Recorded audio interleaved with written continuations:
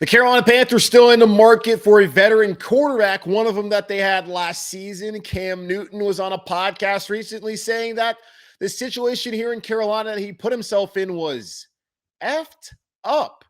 Is Cam right? Also plans on what to do opposite of Brian Burns at defensive end, and Terrace Marshall season has officially begun. We'll talk about all that and more right here on Locked On Panthers. You are Locked On Panthers, your daily Carolina Panthers podcast. Part of the Locked On Podcast Network, your team every day.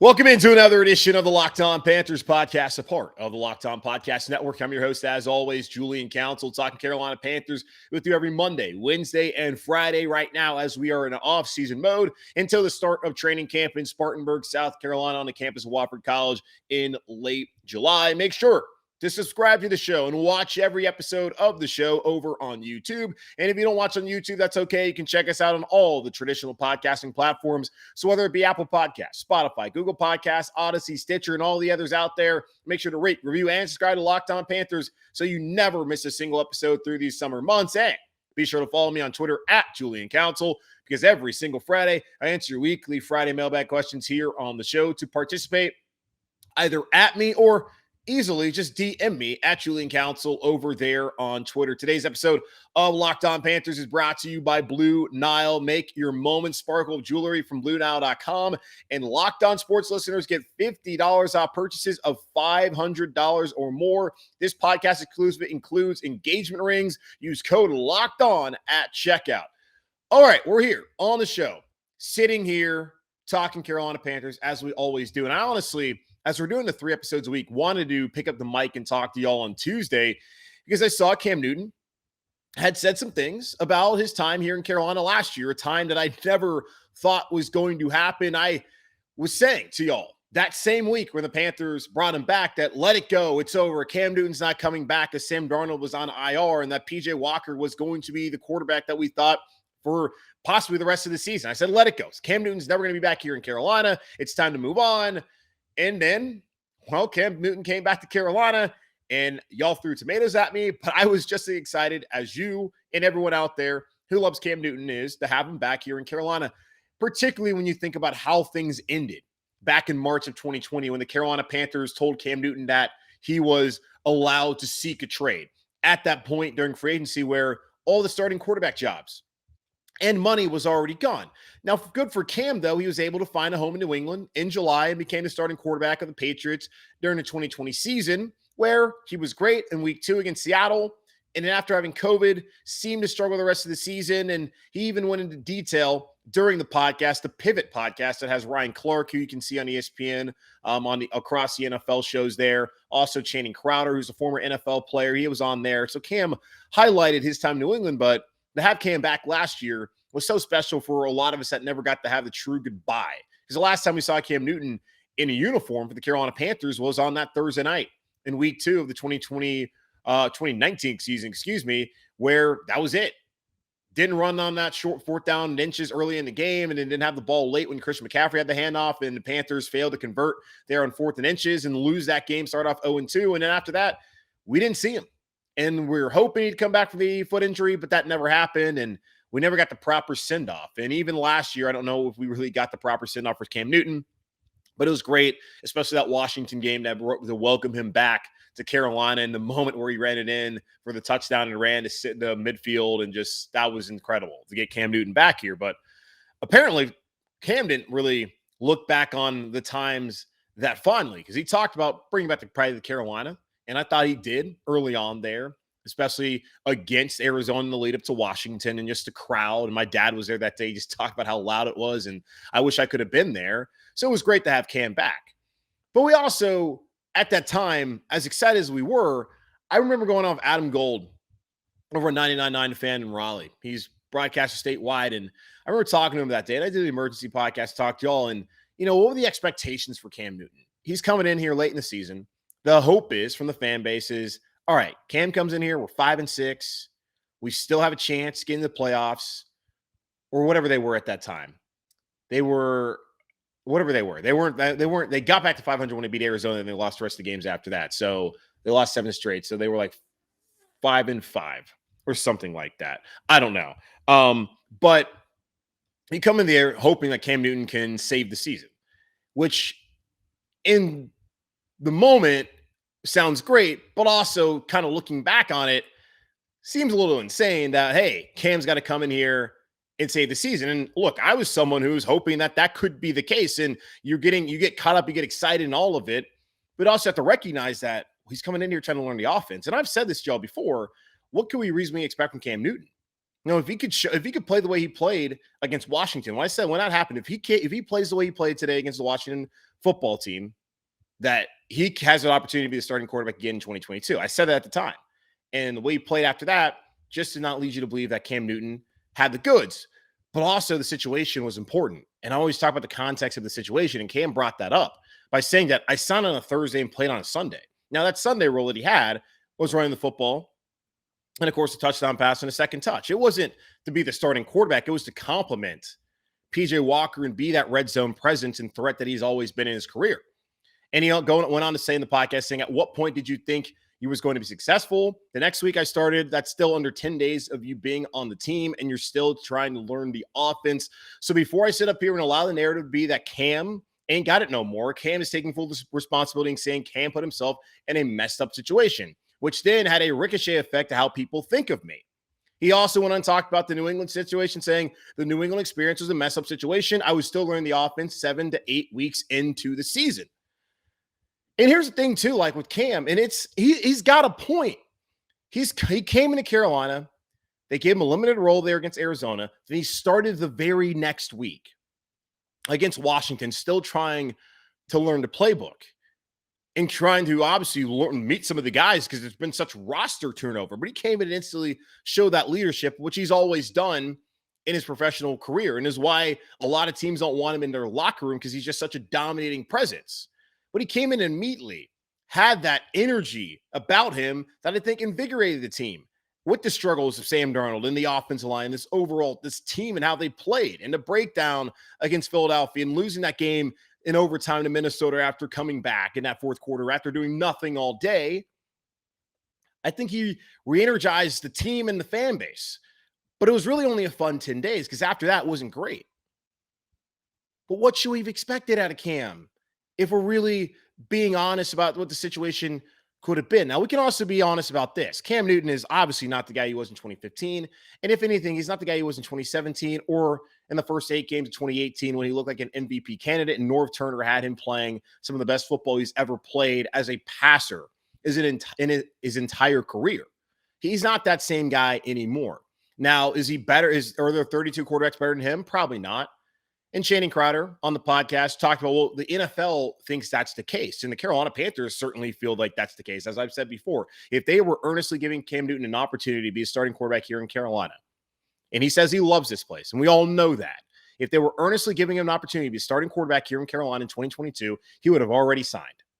Matt Rhule came out today and said, when asked about the comments, saying that after minicamp, that Scott Fitterer and him, they'll talk about, where they're going to go and if they want to add somebody, and that could be Cam. And of course, there's the conversation about Baker Mayfield, who's been excused from mandatory minicamp there in Cleveland as the Browns have to deal with another accuser for Deshaun Watson and that whole situation and what they're going to do with Baker Mayfield. He's not going to be there. He could potentially be a Carolina Panther, and the Panthers are going to wait after next week to make any sort of roster decisions, particularly at the quarterback position.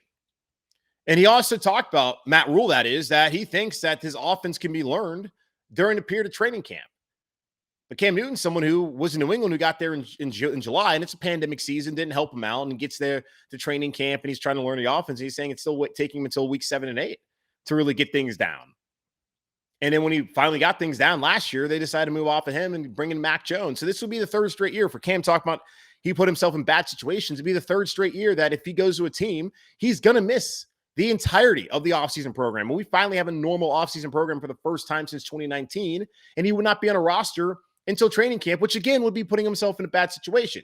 So Cam's not wrong about that, but he's also not the same guy. And both can be true. Like Cam Newton is not the same player that he was before. And it also, he was not in the best of situations last year, just based off of, where the state of the offensive line was, McCaffrey not being here, and him coming in to try and learn the offense on the fly. And then after the bye week, where you would think that's an opportunity to get Cam Newton up to speed, that Sunday, they fire Joe Brady and then have a new play caller. How is that going to help him or the team at all? It wasn't. So Cam is absolutely correct. But Cam also is not the guy that we saw before. He's not Superman anymore.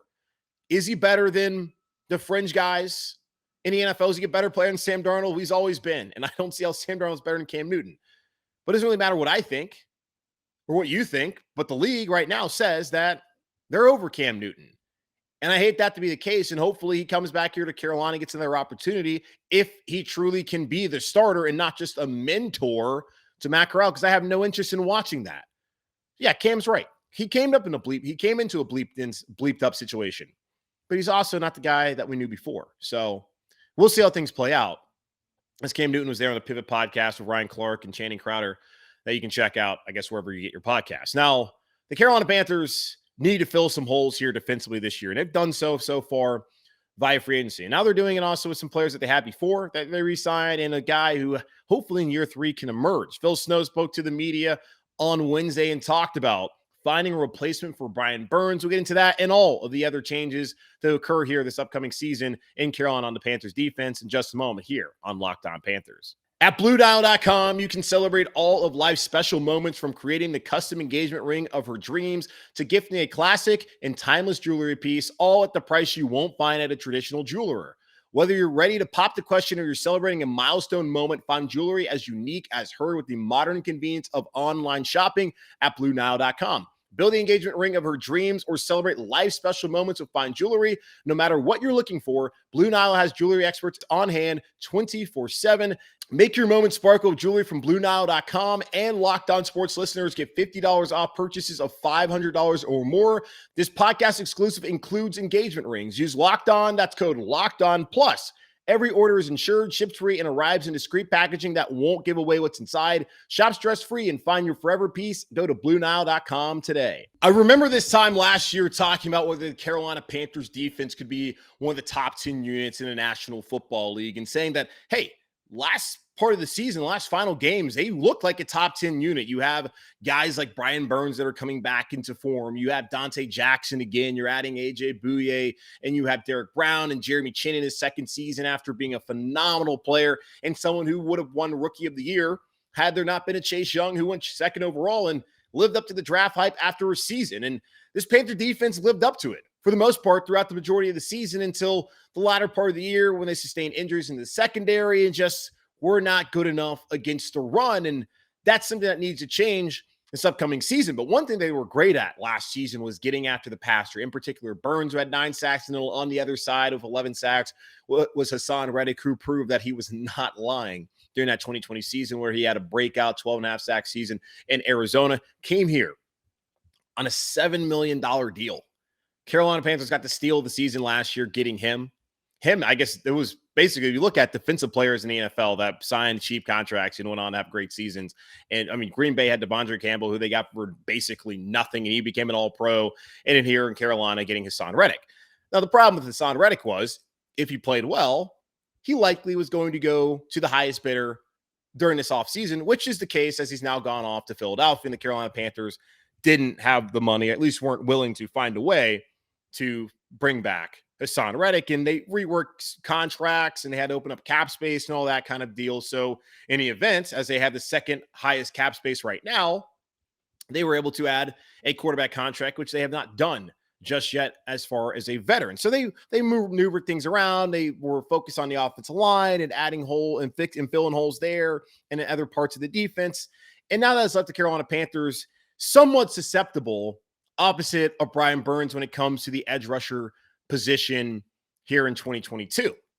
Now, Phil Snow, Panthers defense coordinator, spoke to the media on Wednesday, and he talked about, how he believes that it's going to be incumbent upon guys like Marquis Haynes, who re-signed here in Carolina, has 7 sacks over the last 2 seasons, and Yetur Gross-Matos to provide the bulk of the edge rushing responsibilities opposite of Brian Burns. And it's interesting hearing that, because we've had the conversation, like, what are the Panthers going to do? Are they going to bring in somebody like we talked about Clowney?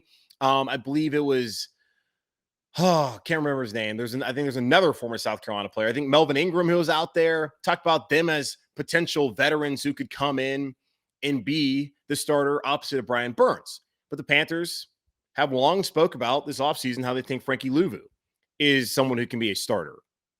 But we would not hear Frankie Louvu's name in that comment from Phil Snow.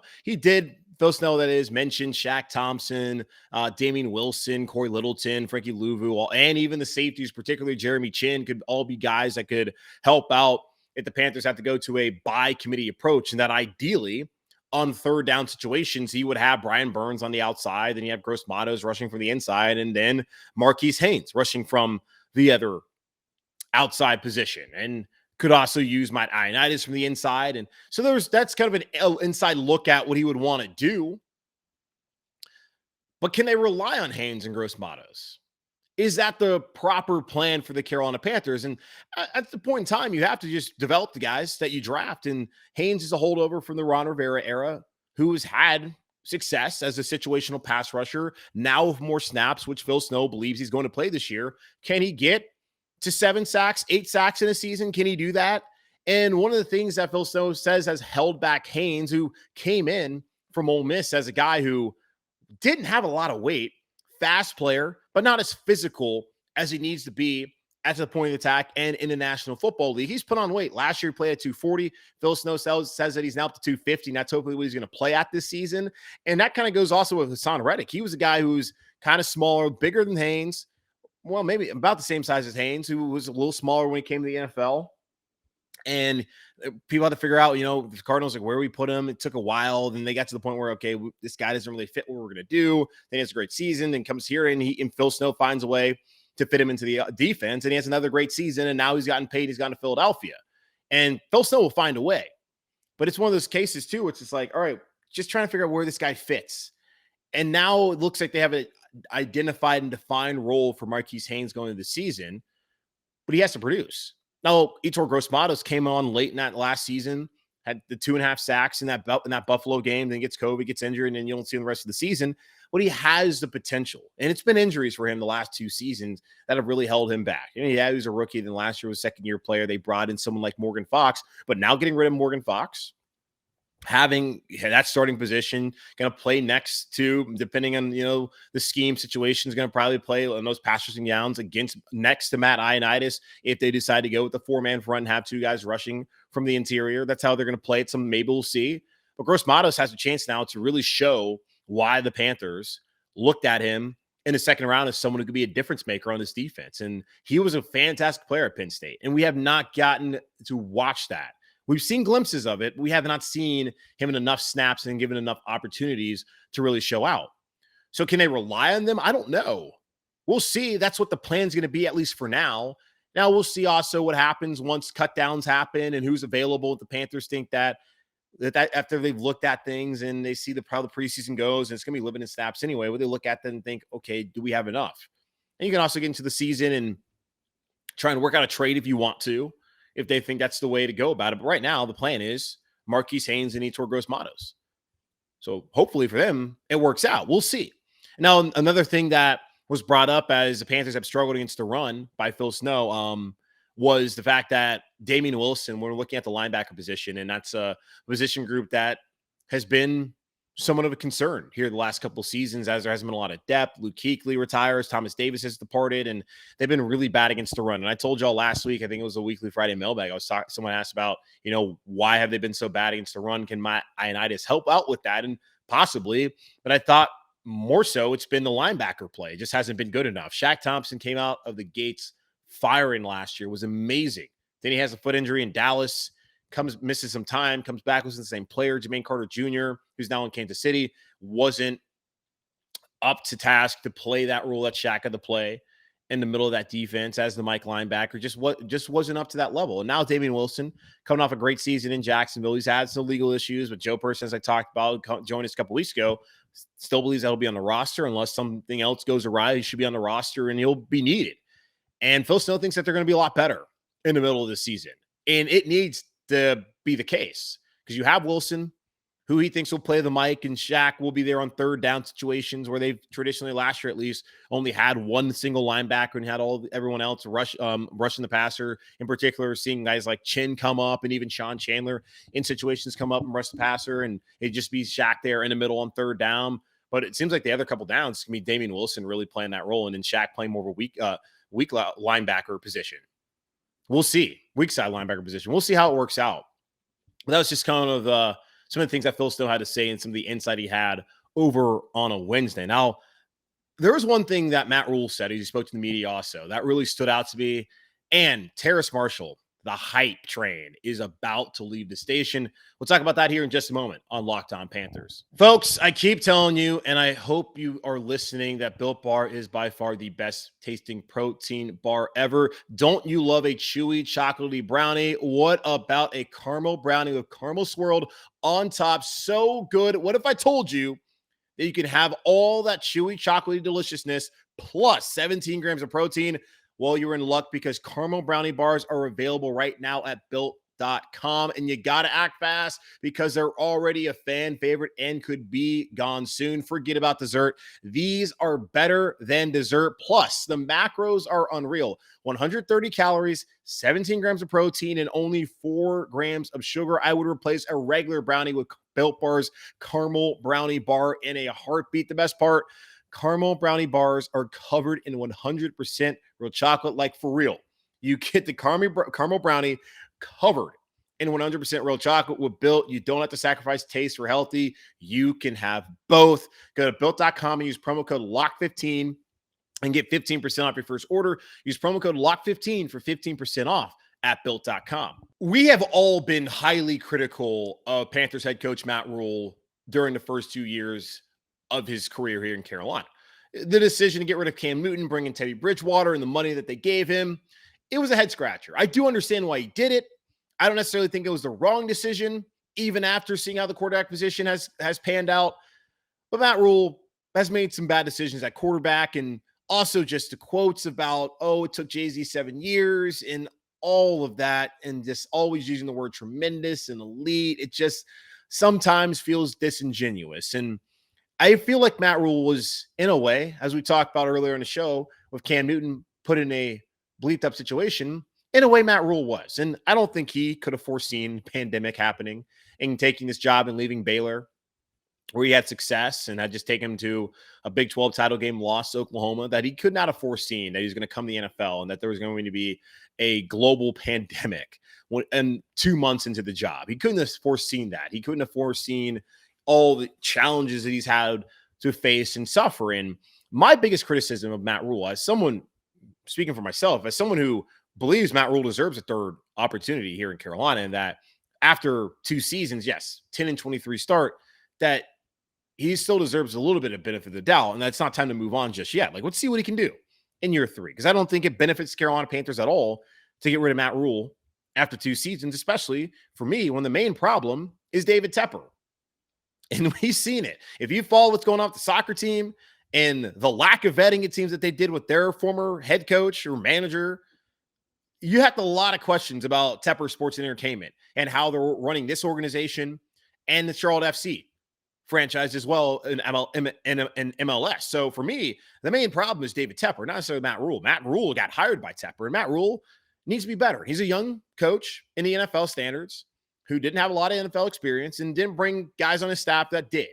And that was a problem. But since this offseason, he's done a really good job, in my opinion, of bringing guys like Steve Wilkes back, who's spent time here in Carolina, of course, from Charlotte, been a head coach, bringing in Chris Tabor, bringing in Paul Pasqualoni, bringing in Ben McAdoo, even though he's not a rock star OC. I told y'all last week how he might be the best addition by far of the offseason for the Carolina Panthers, depending on how things play out. So Rhule has done things and taken steps to be better. And he was asked about that on Wednesday, what he personally is doing, as he talks about how he feels like the team is moving forward. Now he has to be a process-oriented guy. And we hear that a lot. We hate hearing that because it's like, okay, the process, the brand. The brand in Carolina is keep pounding. We don't need you to rebrand things here. Just go with what the mantra's been. But Matt Rhule talked about how for him, he's really focused on the players and his relationship with players and saying that life's all about relationships. I would never underestimate that after the first 2 years, because he hasn't had the opportunity to really sit down and talk with these guys and their families and to know them on a personal level. Because all of his conversations and time he's been able to spend with them, especially in 2020, even last year, as there still were COVID protocols, was about football. How many times has he gotten an opportunity to talk to them about life and to be able to spend time with them outside of the facility? Not very many. And Rhule's talk about how he's had golf outings, a bunch of players, at least the ones that play golf, and then he played with Shaq Thompson and Christian McCaffrey and Jeremy Chin, that he's set to play with the offensive lineman apparently this Friday. If Taylor Moton's son apparently is having a birthday, doesn't get in the way, he's done with the specialists. I know I think there's a picture of him and Johnny Hecker out at the golf course, and that's all great that he's trying to get to know these guys on a personal level. And you can sit back and think, why didn't you do this in the first place? It's not like he's had any opportunity. And I think my biggest criticism of Rhule, when we're not even talking about football, is just he's not been visible in the community. And for a reason. I understand what that reason is in the restrictions that came with COVID for employees of the National Football League, whether they were vaccinated or not. Those restrictions certainly have held him back from being able to get in the community. And also just how things have gone and reopening and how we've got try to get back to a normal life, which we have for the most part now. Rhule just hasn't been available to do those things.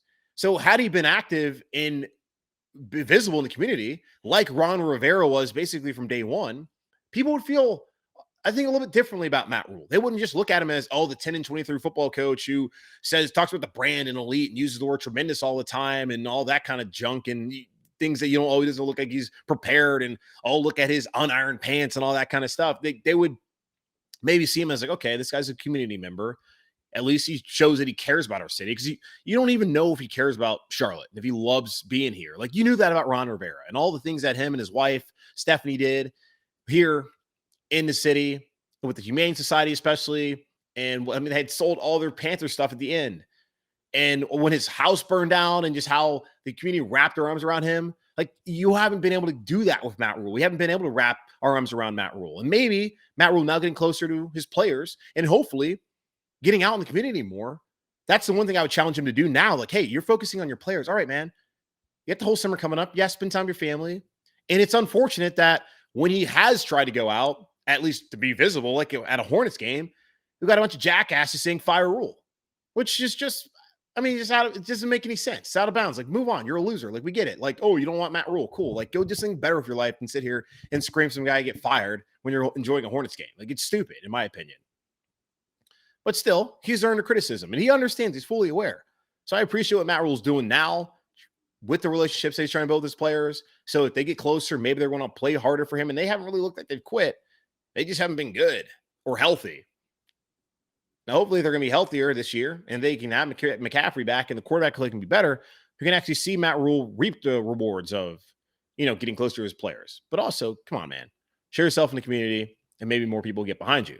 Now, people are starting to get behind Terrace Marshall, and Matt Rhule's one of those guys. As Terrace Marshall has come out and he's played well, Matt Rhule talked about it on Wednesday. So did DJ Moore, saying that that's a guy who's come out here and he's just hit the ground running. Terrace was not healthy last season at this point in time of the offseason. He wasn't really healthy all last year either. Had the concussion he missed 3 games with that, and really the better part of the last 3 or 4 years. He hasn't had a full season of just pure health. He has the talent. He has the speed, he has the size, and he's someone you look at like, God, would love for that guy to be the number 2 wide receiver of the future, as it doesn't look like Robbie Anderson has much of a future past this upcoming season after what we saw last year. Maybe Robbie can bounce back, but right now he's not there, as this still is voluntary OTAs. Next week's mandatory. We'll see Robbie, I would imagine. That was the case last year, as he missed this portion. And weird that he would, considering that you're bringing in a new offense, but whatever. It's his prerogative. He's got to do what's best for him as he prepares for next season. But Terrace Marshall's now been given an opportunity. And Matt Rhule's already come out and said, like, I don't really necessarily, it's all the coach speak, or I don't really necessarily believe in like 1, 2, or 3 wide receivers. But yeah, he's definitely worked his way into that number 3 spot for sure. And that needed to be the case. I talked with the wide receivers on Monday and how they need to step up this season. And I read out the stats for Brandon Zylstra compared to what Terrace Marshall did last year. And Zylstra was a better player. And Zylstra apparently is out there as a second team holder. Like, that dude plays every freaking position on the team. Like, God bless him. And hopefully he's on the roster again, as he's been someone who has presented his value. As far as Terrace Marshall goes, showing up at 5:30 a.m., coach is praising him. DJ is praising him after he spoke to the media for the first time since his extension. Terrace Marshall season might officially be here. So it's time to hop on that hype train right now while you still can, because that train is leaving the station very soon. All right, it's going to wrap up this edition of Locked On Panthers podcast, part of the Locked On Podcast Network, hosted by yours truly, Julian Council. Again, make sure to watch the show and subscribe to the show here on YouTube, because you don't want to miss a single episode, as we are in off-season mode Monday, Wednesday, and Friday throughout the summer until we get to training camp down there in Spartanburg, South Carolina, on the campus of Wofford College in late July. You can also check us out on all the traditional podcasting platforms out there, whether it be Apple Podcasts, Spotify, Google Podcasts, Odyssey, Stitcher, and all the other ones out there. Make sure to rate, review, and subscribe to Locked On Panthers and all your favorite podcasts across the Locked On Podcast Network so you don't miss a single episode.